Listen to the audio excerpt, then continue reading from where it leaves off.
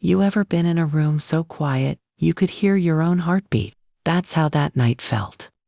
The night they left me, the machines beside my hospice bed hummed low, that soft, steady rhythm that reminds you you're still alive. But barely. The walls were pale, the air smelled of disinfectant and fading hope. Outside, the rain tapped softly against the window, like even heaven was holding its breath. My name is Evelyn, and this is my story. Before we begin, thank you for listening to an old woman's voice. If you stay till the end, maybe, just maybe, you'll understand something about faith, forgiveness, and the way miracles still find us in the quietest hours. And if my story touches your heart, don't forget to like this video and subscribe because I've got 100 more nights just like this one. I remember the night they brought me here. My daughter, Monica, and her husband stood by the door. Their faces were heavy, not with grief, but with something colder. Guilt, maybe. They'd said it was for the best. That hospice would take better care of me. But I knew the truth. They were tired. Tired of the medicine, tired of the worry, tired of me. Monica hugged me like she was hugging a ghost. "Mama," she whispered, "you're gonna be okay." "I know, baby," I said back. But I didn't believe her, and neither did she. When they left, the nurse, a young woman named Clara, tucked me in. She smiled kindly, that soft, practiced smile nurses use when they don't want to cry in front of you.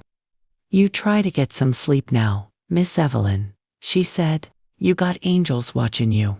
I wanted to believe her. But when the door closed and her footsteps faded down the hall, the loneliness came rushing in like a cold wind.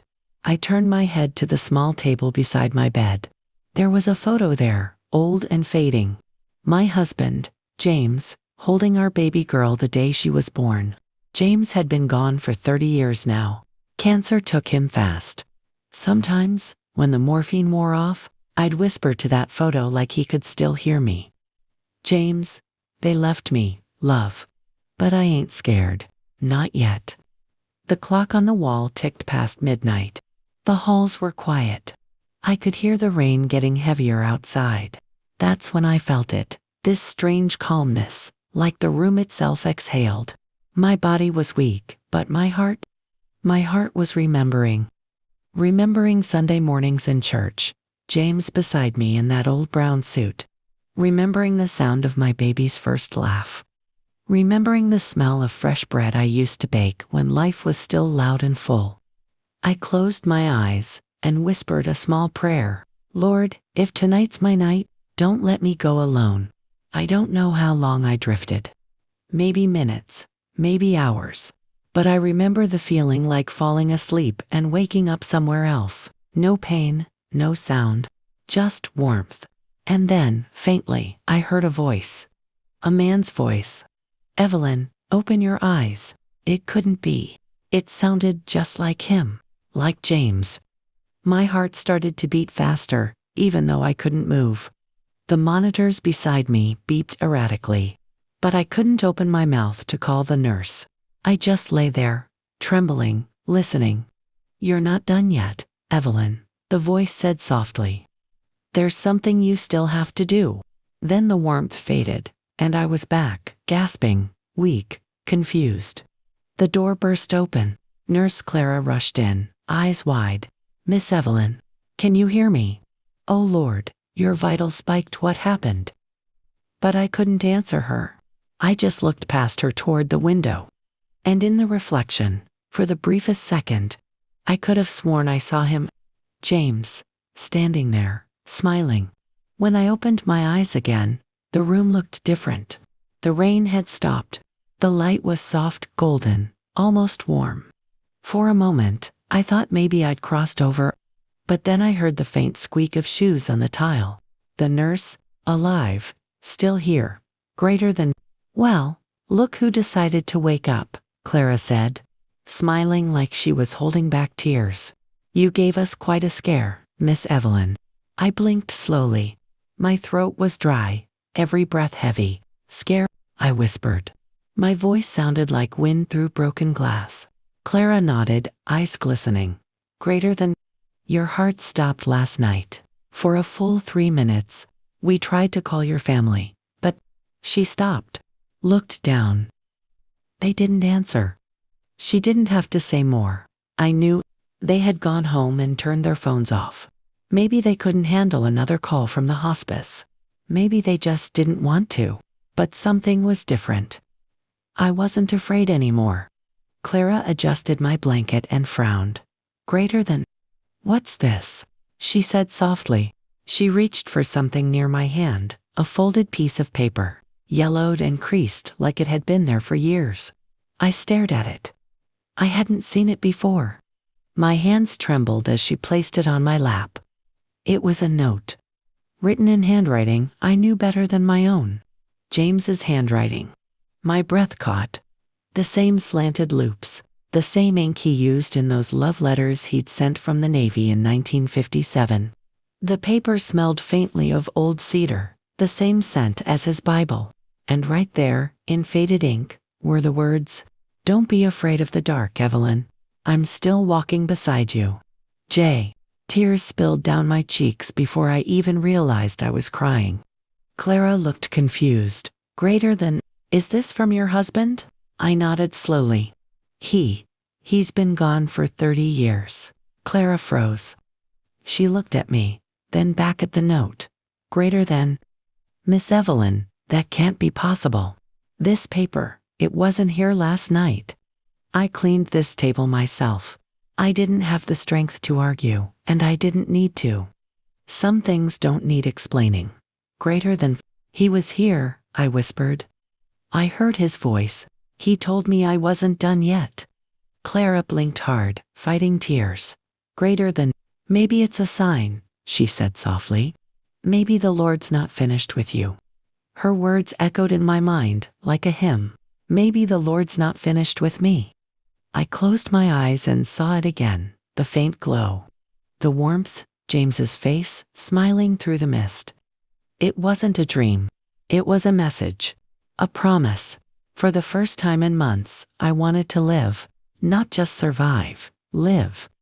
The doctors came later that morning, all of them shocked by the readings. My heart was stronger than before. My lungs were clearing. They called it spontaneous recovery. But I called it grace. When Clara wheeled me outside later that afternoon for some sunlight, I could feel something inside me shift, like my soul had been rewired. The birds were singing.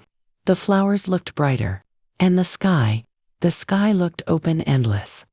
I held that note against my chest and whispered, "Thank you, Lord, for letting me hear him one more time." That night, the hospice felt different. Peaceful, but not empty. Nurse Clara walked down the hallway, her shoes tapping softly against the floor. The lights were dim. The world was quiet, the kind of quiet that feels sacred, like something unseen is watching. She told me later that she paused outside my room, just listening. I was asleep then, breathing slow and steady for the first time in weeks. But she said she felt it, that same warmth I'd felt the night before. Clara went back to her desk and began her midnight rounds, writing notes, checking vitals. Everything was normal, until the power flickered. Just once. Then again. The monitors across the hall beeped for no reason. The temperature dropped. And then she heard it, a voice. Faint, soft, but clear. Greater than. Don't be afraid of the dark. She froze. The voice was coming from the direction of my room. She rushed in, expecting alarms, chaos, but everything was calm. I was still asleep. My heart beat steady, my breathing peaceful. The only thing out of place was the note. It had fallen from the table onto the floor, half open, as if someone had just placed it there. Clara picked it up carefully, whispering to herself, "Greater than. Don't be afraid of the dark. I'm still walking beside you." Her eyes filled with tears. She felt something in that room, something she couldn't explain.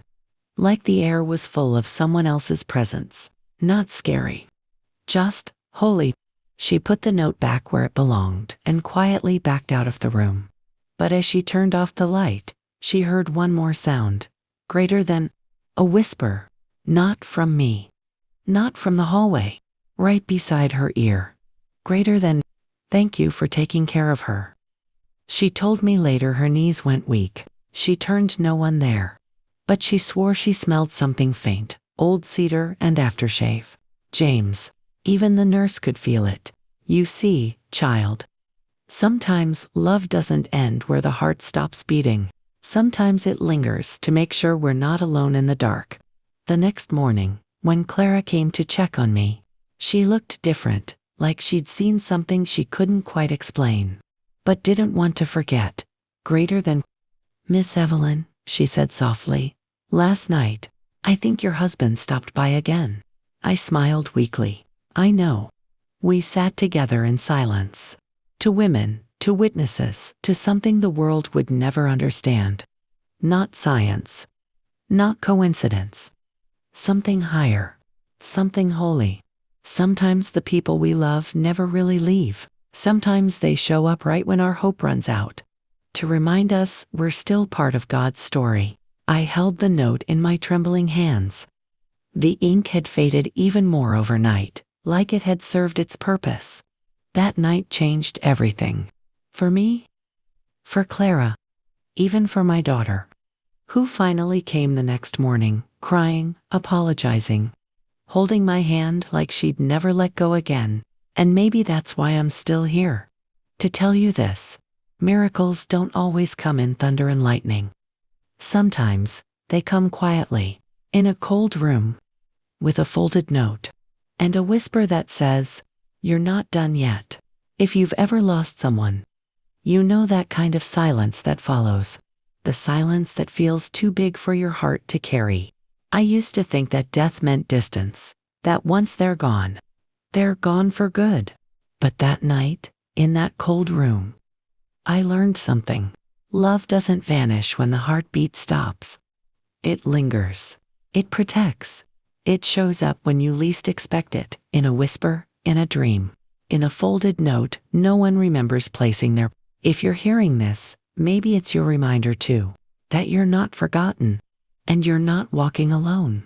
Now, before you go, if my story touched your heart, please tap like, subscribe, and share it with someone who needs hope tonight.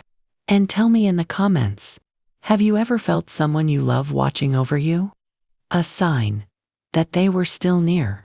I read every single one of your stories, and every time, I whisper a little prayer for you. Because sometimes, we don't just listen to stories, sometimes, stories listen back.